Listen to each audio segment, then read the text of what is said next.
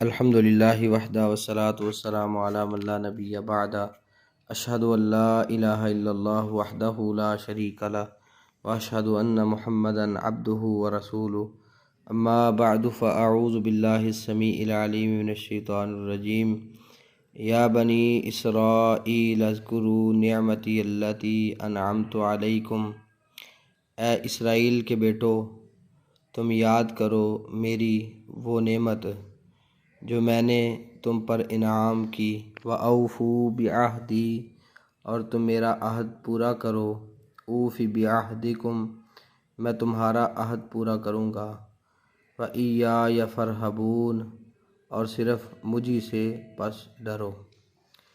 اس سے پہلے یا ایھا الناس کے ساتھ تمام لوگوں کو دعوت دی تھی۔ اب بنی اسرائیل کو خصوصی خطاب ہے، کیونکہ اہل کتاب ہونے کی وجہ سے ان کا زیادہ حق ہے کہ وہ نبی کریم صلی اللہ علیہ وسلم پر ایمان لائیں۔ یہ خطاب کبھی انعامات یاد دلا کر ہے جو ان پر کیے گئے، کبھی ان کی بدعمالیوں پر ڈانٹ کے ساتھ ہے، اور کبھی ان سزاؤں کے ذکر کے ساتھ ہے جو ان کی نافرمانیوں پر انہیں دی گئیں۔ یہاں سے لے کر آیت 147 تک ان پر 10 انعامات، ان کی 10 بدعمالیاں اور انہیں دی جانے والی 10 سزائیں ان کا ذکر ہے۔ بنی اسرائیل بولا، اسرائیل یعقوب علیہ السلام کا دوسرا نام یا لقب ہے، جس کا معنی اللہ کا بندہ ہے، اس لیے ان کی اولاد کو بنی اسرائیل کہا جاتا ہے۔ بنی اسرائیل میں پہلے پیغمبر یوسف علیہ السلام اور آخری پیغمبر عیسیٰ علیہ السلام ہیں۔ تو یہ اسرائیل نام قرآن مجید میں بھی استعمال ہوا ہے، جیسا کہ ما حرم اسرائیل علی نفسہ۔ یہ بھی یہاں یہ یاد رکھیں کہ بعض لوگ یہ جو ملک اسرائیل ہے اس کا رد کرنے کے لیے اسرائیل پہ لعنت یا اسرائیل مرد آباد اس طرح کے الفاظ بولتے ہیں۔ یہ الفاظ نہیں بولنے چاہیے، کیونکہ اسرائیل ایک نبی کا نام ہے۔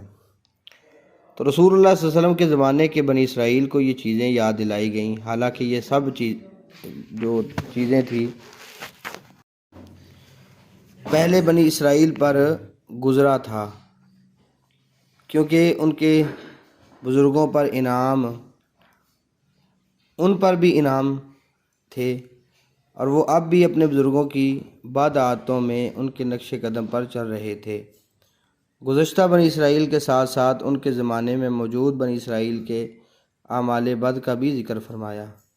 مثلا رسول اللہ صلی اللہ علیہ وسلم کو پہچاننے کے باوجود کفر کر دینا، کتاب اللہ کی تحریف کرنا، جبریل علیہ السلام سے عداوت رکھنا، جادو کرنا، ایک دوسرے کو قتل کرنا وغیرہ وغیرہ۔ بنی اسرائیل کے احوال اتنی تفصیل سے ذکر فرمانے سے یہ بھی مقصود ہے کہ امت محمد صلی اللہ علیہ وسلم ان بدعمالیوں سے بچے اور ان کے نتائج سے ڈرتی رہے۔ بہرحال کہا اذکروا نعمتی، میری نعمت کو یاد کرو۔ اگرچہ یہ لفظ واحد ہے مگر جنس مراد ہے، جس میں تمام نعمتیں شامل ہیں۔ تو اسی طرح کا اللہ تعالیٰ نے اور مقام پہ بھی ذکر کیا ہے۔ ویسے تو اگر غور کیا جائے اللہ تعالیٰ کی نعمتوں پر تو اللہ کی اتنی نعمتیں ہیں جن کا شمار ہی ممکن نہیں ہے۔ وَإِن تَعُدُّوا نِعْمَتَ اللَّهِ لَا تُحْصُوهَا، سورۃ ابراہیم میں آیت نمبر 34 میں اور سورۃ نحل آیت نمبر 18 میں یہ چیز موجود ہے۔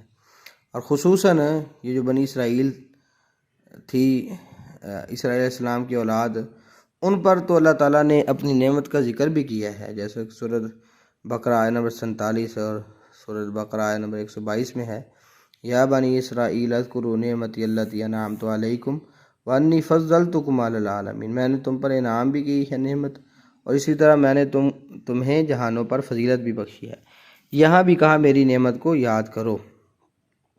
تو سیدنا موسیٰ علیہ السلام نے بھی کچھ نعمتوں کا ذکر کیا تھا بنی اسرائیل سے کہ اللہ تعالیٰ نے یہ چیزیں، یہ نعمتیں تمہیں عطا کی ہیں، جیسا کہ سورۃ مائدہ آیت نمبر 20 میں ہے۔ اور اسی طرح سورۃ الجاثیہ آیہ نمبر 16 میں ہے، سورۃ ابراہیم آیہ نمبر 6 میں ہے۔ بہرحال یہ نعمتیں ذکر کر کے اللہ تعالیٰ فرماتے ہیں اوفو بعہدی، میرے عہد کو تم پورا کرو، اوفی بعہدکم، میں بھی تمہارے عہد کو پورا کروں گا۔ مطلب جو اللہ تعالیٰ نے عہد لیا تھا ان سے لیا تھا کہ اللہ پر ایمان لانا ہے، اس کے رسولوں پر ایمان لانا ہے، اسی کی عبادت اکیلے کی کرنی ہے، شریک نہیں کرنا، اور اسی طرح نماز قائم کرنی ہے، زکوٰۃ ادا کرنی ہے، یہ ساری چیزیں، اور اللہ تعالیٰ کو اچھا قرض دینا ہے، اللہ تعالیٰ کے راستے میں خرچ کرنا ہے، جیسا کہ قرآن مجید میں متعدد مقامات پہ یہ بات اللہ تعالیٰ نے ذکر فرمائی ہے۔ سورہ مائدہ آیہ نمبر 12 دیکھ لیں، اور اسی طرح سورہ بقرہ آیہ نمبر 83 میں ہے، سورہ آل عمران آیہ نمبر 187 میں ہے۔